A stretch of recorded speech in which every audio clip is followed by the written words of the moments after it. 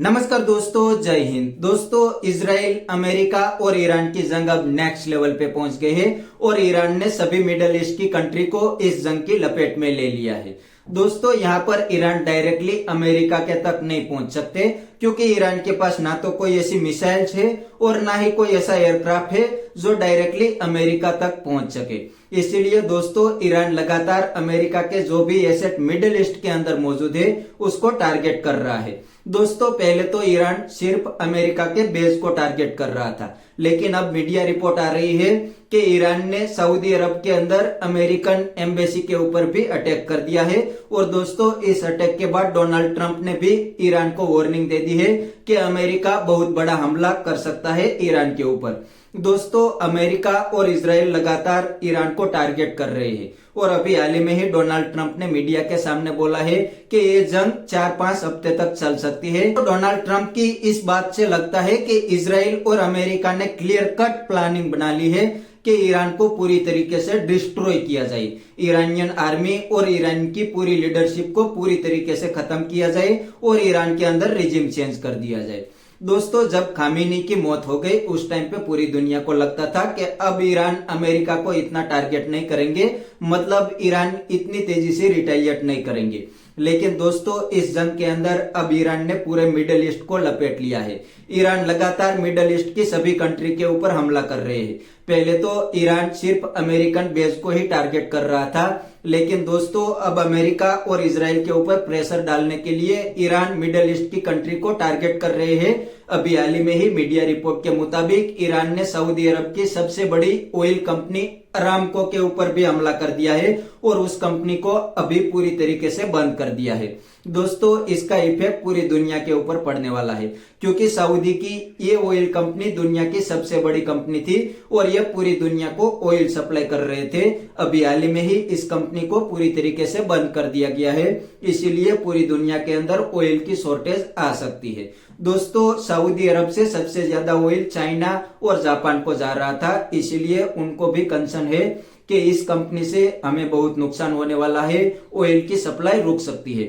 लेकिन दोस्तों, ईरान को पूरी तरीके से पता है कि अगर हम सिर्फ इजराइल और अमेरिका को ही टारगेट करेंगे तो अमेरिका के ऊपर कोई भी प्रेशर डालने वाला नहीं है। इसीलिए दोस्तों, अब ईरान मिडिल ईस्ट की ऑयल फैसिलिटी और एनर्जी फैसिलिटी को लगातार ही हमला कर रहे हैं।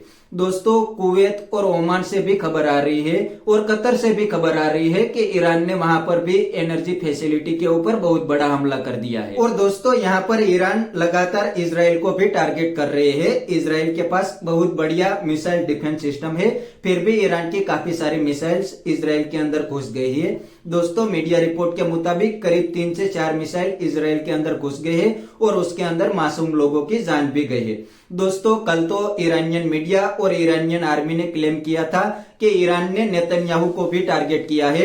नेतन्याहू की ऑफिस के ऊपर भी ईरान ने मिसाइल दागी थी, लेकिन इजराइल से अभी तक कोई कंफर्मेशन नहीं आया है इसका क्या नुकसान हुआ है और इजराइल का क्या डैमेज हुआ है। और दोस्तों, यहाँ पर ईरान भी क्लेम कर रहा है कि अभी भी ईरान के पास बहुत ही बढ़िया वेपन है, उसको अभी तक ईरान ने यूज नहीं किया, वो आने वाले टाइम के अंदर करने वाले हैं। तो दोस्तों, इस बात के अंदर कोई इतना वजन नहीं दिख रहा क्योंकि अमेरिका और इजराइल ईरान के ऊपर लगातार हमला कर रहा है। उसने तो ईरान की पूरी लीडरशिप को ही खत्म कर दिया, फिर भी ईरान कह रहा है कि हमारे पास बढ़िया वेपन है, उसको हमने यूज नहीं किया है। तो वो कब करने वाले हैं वो तो ईरानियों को ही पता होगा। हमें तो दोस्तों लगता है कि ईरान ये सब धमकी दे रहा है। और दोस्तों, यहाँ पर दूसरी सबसे बड़ी बात, चाइना का वेपन ईरान के अंदर बिल्कुल ही फेल हो गया है।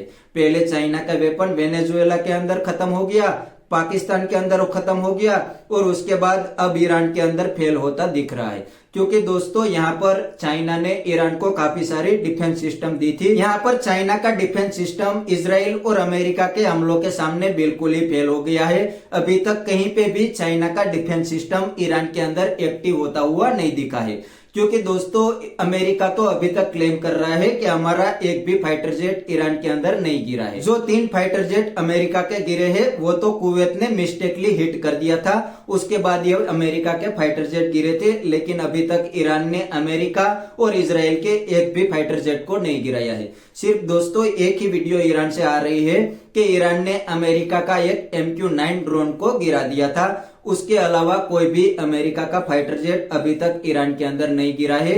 ना तो ईरानियन मीडिया क्लेम कर रहा है और ना ही अमेरिका ने इसके बारे में कोई खबर दी है।